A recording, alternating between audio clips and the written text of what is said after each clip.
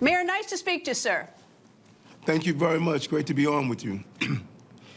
Mayor, all the big city mayors in the country are having protests, sometimes riots, but it seems like New York had a reasonably successful night last night, only 86 arrests, which was a low number based on the number of protesters out there. What do you attribute to what I see as actually a pretty successful night for New York?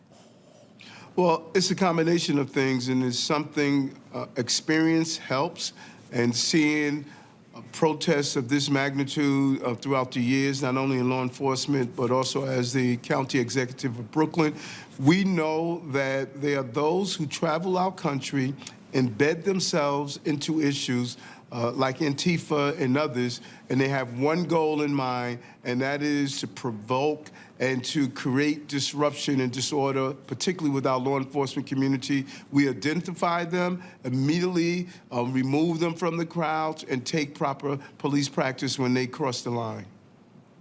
I thought it was actually quite impressive last night in New York, because actually I studied about New York getting ready for this interview today, is that the police really did, they did a great job in New York. There were, from what I can understand, I mean, a lot of insults were hurled at them, a lot of terrible things were said, but they seemed to do their job very professionally. Listen, we all have human emotions when someone is disrespectful to you, or someone wants to egg you on. These officers go through a great deal of training. We use the terminology, don't get hooked. Don't let anyone take you out of your professional responsibilities, and that's crucial. And Commissioner Tisch gave a very loud and clear message. We will allow peaceful protests, but we will not allow you to destroy our city or harm innocent people, and we will take action whenever that takes place. You were a former police officer, captain of police force. Do they have special training? Do you do any special training in New York that maybe the other cities aren't doing? I'm not too familiar with what they are doing in other cities, but we go through an extensive level of training, and we have specialty units that will come in when you have large protesters like this. And you have people who criticize these units. But we have to just ignore the noise when it comes down to public safety. Whatever equipment that's needed, whatever training that's needed, we're going to do it. I'm not taking any shortcuts and keeping our city safe. We know what any type of major disorder or riot can do. It could cost billions of dollars in property damage, lives could be lost, and I just refuse to take any chances when we do that, and my specialty units are going to do just that. They're going to respond to these incidents. Do you have expectation of tonight? Do you have any idea whether or not there are going to be more protests/riots tonight? But we're hearing reports from our intel that there are those who are mobilizing throughout the city, and we're going to respond accordingly. It's a combination of what my Deputy Commissioner of Intelligence, Rebecca Weiner, what she's doing, of making sure to listen, to find out wherever intel can assist us, and we're going to respond accordingly. There are many pop-up protests. Sometimes you'll see 200-300 people at a particular location, and sometimes you'll see a larger number of several thousand.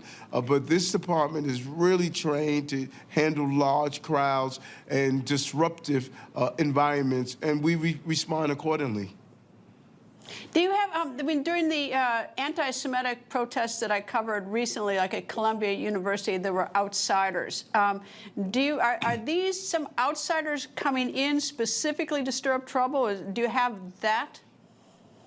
I'm glad you brought that up, because if you recall, during the Columbia protests, I talked about the outside agitators, professional agitators that want to come on our college campuses and radicalize our students. Some of the leaflets and pamphlets that were handed out talk about hating America, hating Israel, hating Jewish people, just real mean and nasty things that were targeting our young people. And we went in and took appropriate action when they broke into a dorm room, and we got the authorization to come in.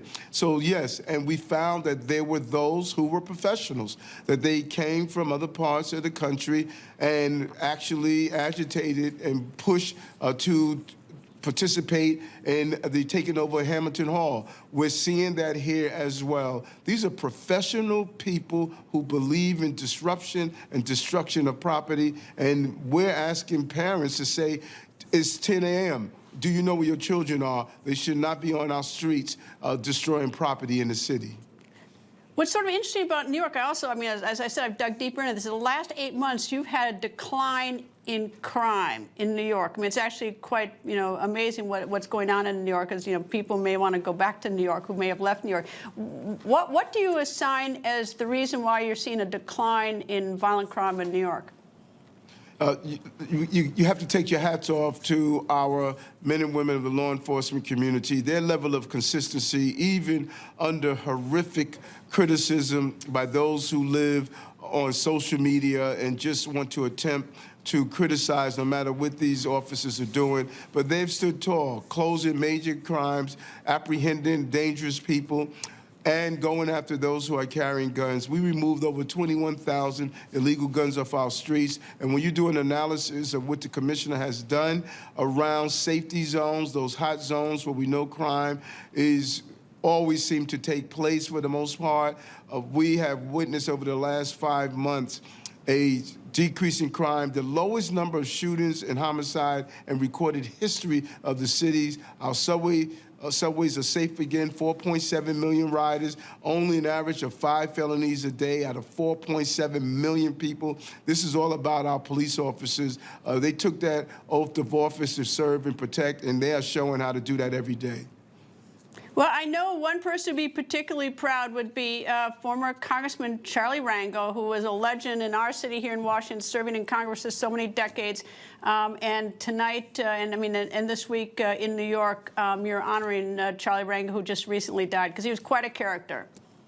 Yes, and, a great American. He talked about his service in the Korean War. I believe he was a staff sergeant. He was a honored person based on his service. This is what America is about. And when I hear people stating death to America, burn America, I think of people like Congressman Wrangle and my Uncle Joe, who at 19 years old lost his life. Congressman Wrangle came home, but there's a countless number of young men and women who gave their lives for this country. And I'm going to defend this country. It doesn't matter who wins an election or loses an election. This is still the greatest country on the globe, and Congressman Wrangle represented that, and I'm happy to have him land in state here at City Hall. I'm going to greet the body this evening, and then we're going to have a ceremony for him tomorrow. Well, indeed, it's well-deserved, and I might add he got a Bronze Star, but he was quite a character. He was always fun to see here in Washington, U.S. Capitol. Mayor, thank you very much for joining us. Good luck tonight. I hope it's a quiet night in New York. Thank you. Take care. People think news just happens. It doesn't. It happens because there's someone there to capture the moment, to explain it and share it. That's my job. I go where news breaks and give you the facts. Join me for The Record on Newsmax.